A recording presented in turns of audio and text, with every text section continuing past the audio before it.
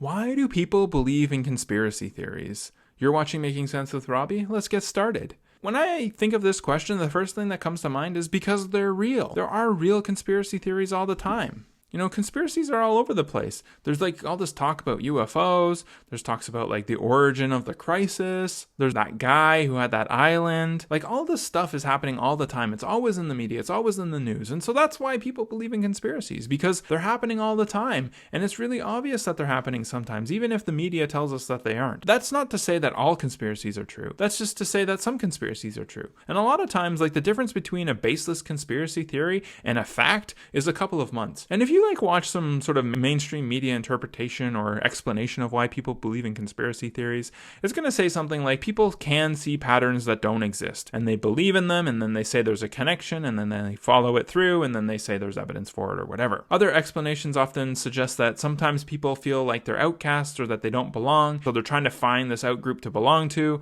and they find some other conspiracy theorists on the internet, and they all like have something in common, so they kind of become a group on their own, and they share these ideas, they share these theories, and then that's why people get drawn to conspiracy theories, because they want to belong to something. And oftentimes the reason why the media might say that these people feel like they need to believe in conspiracies is because they feel powerless. They feel like they don't have control. And yeah, people have control over their lives, but they don't have control over the world around them, and they just kind of have to watch, regardless of where your position is or where you are in the system. But I'd suggest, like, if you follow any story in depth, then you're going to realize, or you're going to discover, that the news or the media doesn't necessarily provide an accurate representation of that event. There's always like a bias, there's always a political spin to it, there's always narrative, there's always like these ways of telling a story that kind of skip some of the facts, that doesn't actually get to the fact of the matter, it doesn't get to the core of what's going on. And so like there's always this like artificial representation of information and ideas. And so this is part of the reason why people feel like there are conspiracies, because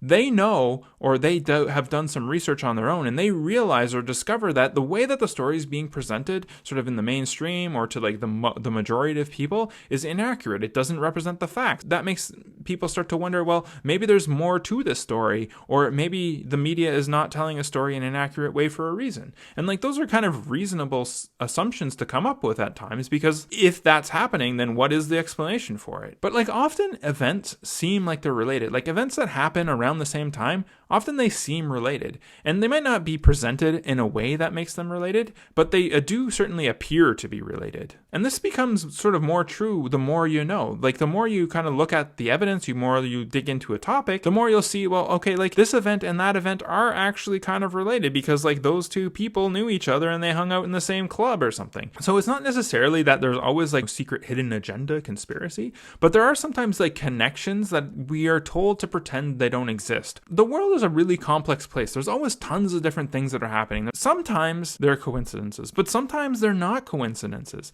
And this is like really the whole thing of like a conspiracy theorist or someone who believes in conspiracies, is that they don't think that everything is a coincidence. Like some events will happen and you'll say, okay, well, like they're unrelated. They're just a coincidence. But like, what about a profit motive? And so like, just as an example of this, look at social media or like internet companies. Like they make tons of money when we're stuck in our homes, when we're stuck on looking at our screens, when we can't do anything in the real world. And so like it's in a profit motive. There's an incentive for all these tech companies to like make us want to stay at home or make us feel like we have to stay at home. And so like there's this incentive for things not to get better sometimes, or things to get worse at times. And they don't necessarily like work together. It's not like they're all like talking on the phone and like saying, hey Mark, you know what we should do? We should push some fear today. No, like they're not doing that, but they might be working towards, they might have the same objective. They might have the same motive, and that might be influencing their behaviors. And their behaviors, it's a coincidence in one way, like it's a coincidence that they're doing the same thing at the same time, but it's not a coincidence that they're doing it. And the thing is too, is like the media always pushes these conspiracy theories. Like just think about like Russiagate. Like that's a huge conspiracy. Whether or not it's true or false, I don't know. But the fact is that like it's a conspiracy, right? Like it's the idea that you have a group of parties working together for the incentive or influencing an election. Like that is a conspiracy theory. And just because it's on the news, just because it's a sort of mainstream conspiracy theory, doesn't mean it's any less of a conspiracy theory. But the reason why they're like palatable, or why they're not called conspiracy theories, is because they come from the media. They come from a trusted source. But that's the only difference. Like the factual basis of the story is probably just as weak as any other story is.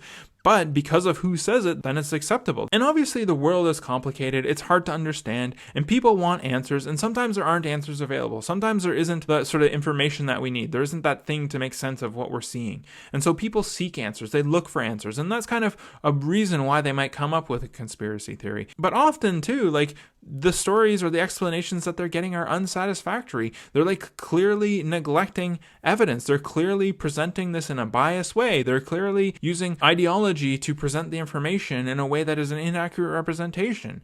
And like all of these sort of factors kind of contribute to people's feelings that there's more to the story than they're being told. The evidence, the facts doesn't match, and so they look for something else. You could say too, like, people find connections or they're fed connections. Like, QAnon is a mass psyops. It's a conspiracy of a conspiracy theory. And you could say like there's a conspiracy to create it, but like someone is creating that psyop. Someone is creating that conspiracy for a reason. It's not just done for no reason. The narratives of the sorts of stories or the people we're told are supposed to be the enemies these days. And you could see why there's a reason why someone would push that sort of conspiracy, why someone would push that narrative, because it has a benefit to the powers that be. It has benefits to the system to push that sort of narrative, because if they believe it, then they'll behave in a certain way, and behaving in that certain way enables sort of the system to get more power, because it gives the system an excuse. It gives it sort of a reason to create restrictions or to create more control over people. And there could be a reason why they're doing that. That's not obvious,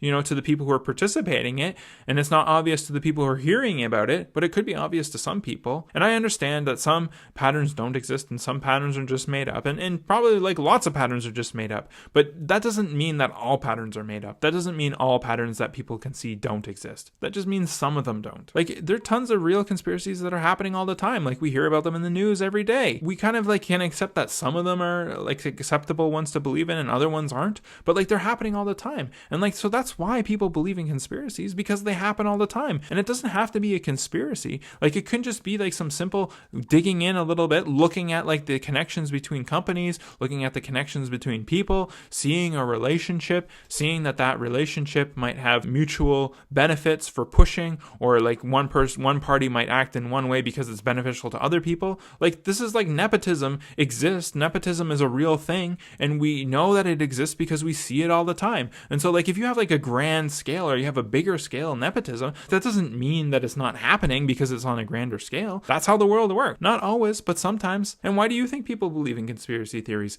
Let me know in the comments below. If you found this informative or entertaining, click that like button. I'd really appreciate it. If you are curious about learning about how to think, but you don't want to be told what to think, then click that subscribe button, because that's what I'm here for. You've been watching Making Sense with Robbie. Thanks for watching, and we'll talk next time. Goodbye.